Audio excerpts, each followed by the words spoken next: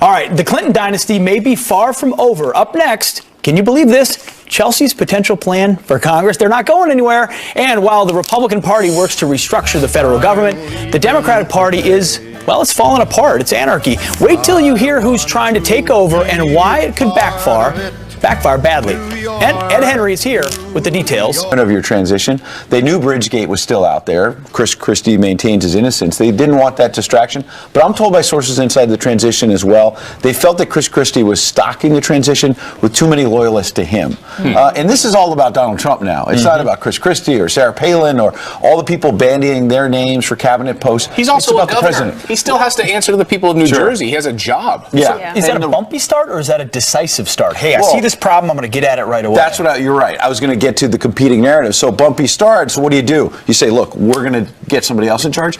And the Pence narrative is the thing to watch right now, I think. Because, you know, when Mike Pence was picked, it was like, oh, he's so low wattage, Midwest, and Trump is this high wattage guy. That was a perfect compliment to the high wattage reality show star, number one. Number two, he's solid. Look at how much better than expected Donald Trump did with evangelical voters.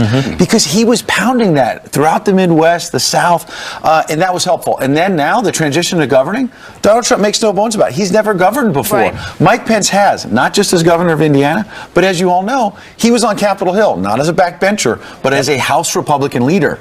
He is the guy who's going to be up there with Paul Ryan, the Speaker of the House, and others. So I think it's very significant that Pence is He knows how to do it. He's done it before. And you could argue that that was the first big decision that President-elect Trump had to make, was picking Mike Pence. And I think a lot of people would argue that he did a good job. It turned out to be smart. And if he's the guy under the hood, Donald Trump is what? Is this chairman and CEO? Which is exactly where he wants to be. That's what he does. That's how he runs the Trump organization. All right, well, let's talk about the Democrats, because there's been a lot of talk for years about the Republican Party, and it's in shambles, and are they divided, and where's it going to go? But right now, it's really the Democrats where you're wondering what's going to happen to them. You know, you have Howard Dean now talking about taking over again. The DNC, what a difference a couple of days make. It's like if Hillary Clinton had somehow pulled this out, the talk was this is going to be a meltdown on the Republican side, and that you see the guy with the scream there, Howard Dean. Wow, well timed. He wants to run for DNC chair. Governor of Vermont. Keith Ellison, very liberal from Minnesota. Bernie Sanders has now gotten behind him. Bernie Sanders, that's a big deal because the Bernie party feels so pushed out that. And Bernie Sanders and his wife, I believe, was on CNN last night, Jane Sanders, and she basically suggested he could have won. If he had been the nominee, number one. And number two, left the door open to 2020. I think Bernie Sanders is 74 right now. So they not have a bench then? And maybe he'd be great and all that, but where's the bench? So the same thing was being said of the Republicans, right? Remember after the last election? They don't have anybody. Well, and then they put up 17 people, right? To your point, I heard a top Democrat on TV last night saying, we need an autopsy. I think it was Jessica Tarlov, right here on Fox. She was saying, we need an autopsy of what went wrong for Democrats. Why is that significant? That's what the Republicans did after Romney. We got to do an autopsy. What are we going to do with Hispanic voters? And there was a lot of chatter just a couple of days ago, a couple of weeks ago, saying there'll be autopsy 2.0 because the Republicans learned nothing from the last autopsy. And you know what? Victory changes everything. Well, exit polls showed that actually most voters didn't want a more liberal nominee. They wanted a more conservative nominee on the Democratic side. But you talk about transition 3.0. There's a suggestion that maybe the Clintons are part of that solution as well. And you know what? The Clinton dynasty continues. Well, no, I got to get respond to this. Chelsea Clinton is potentially being groomed for a congressional run in New York 17 district. Is that the answer for the Democrats? I've heard very senior people I've talked to in the Democratic Party who are so frustrated. They felt that they were forced into Hillary Clinton, that Debbie Wasserman Schultz rigged it, as we now see from WikiLeaks, and they said it was not an open process. They were forced into this inevitable nominee that lost in the end, number one. And number two, Chelsea Clinton, no knock on her personally, but she is all over the Clinton Foundation problems. To her credit, she blew the whistle on some conflict of interest problems. But then we had that report last weekend that maybe part of her wedding was paid for with charitable funds. And that has not been proven. But it was raised by Doug Bann, a former Clinton intimate. Also, so what kind of platform is that? You think about what the family's been through. Charity paid for my wedding. Winning one. Right. You think that they would just want to take a step back. Let's just breathe. Let's go for a few hikes. Let's take our dogs for a few hikes for a little. No knock on Chelsea Clinton again. I'm not going to pick on her. But I think from the top Democrats I've talked to, they want some space, they want a breath of fresh air, and they want to turn the page. And they want a new name. Absolutely. You don't want the Clinton name, you don't want the Bush name. Donald Trump wiped out 2 royal Legacies. families. Isn't that crazy? Yeah. People forget that. I was talking about that over the past few days. People want to talk about Hillary Clinton and all of this, but he destroyed the Bush legacy as well, and destroyed Jeb Bush, destroyed Hillary Clinton. Yeah. And this is a new era. Yeah, and it didn't destroy the entire legacy, obviously, right? I mean, because obviously you have 2 Bush presidents, very successful, but in terms of it continuing, you're absolutely right. Oh, yeah. It was.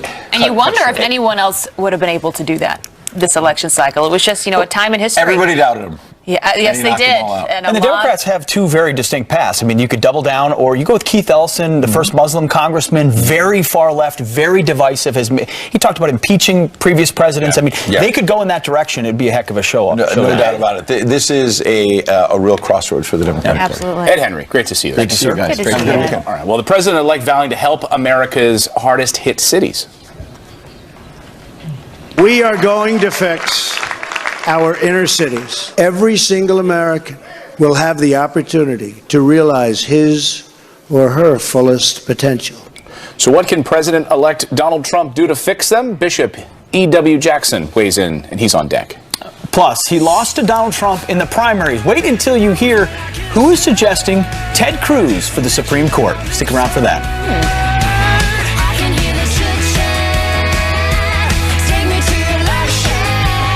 Post-election Saturday morning with a quick look at more political headlines. Senator Lindsey Graham making a surprise suggestion for who should fill the vacant Supreme Court seat. Well, he suggests fellow Senator Ted Cruz. Graham once joked about, murdering Cruz on the Senate floor, but now saying, quote, there is no stronger constitutional conservative. Interesting. And it looks like Donald Trump was right about the New York Times. I put down failing at New York Times. The newspaper's going to hell. Maybe we'll start thinking about taking their press credentials away from them. Maybe they had to listen. The paper crawling back to subscribers, begging them not to cancel, while apologizing for failing to appreciate Donald Trump's appeal.